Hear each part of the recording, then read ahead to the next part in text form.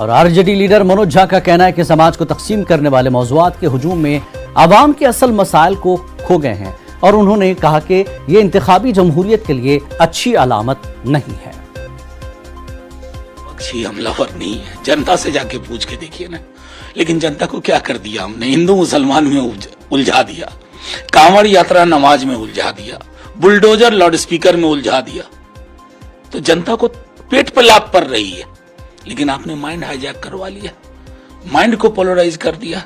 सरकार को लग गया है कि मैं कुछ ना करूं, रोजगार पे बात ना करूं, महंगाई पे बात ना करूं, मैं फिर भी चुनाव जीत सकता हूं, हम फिर भी चुनाव जीत सकते हैं।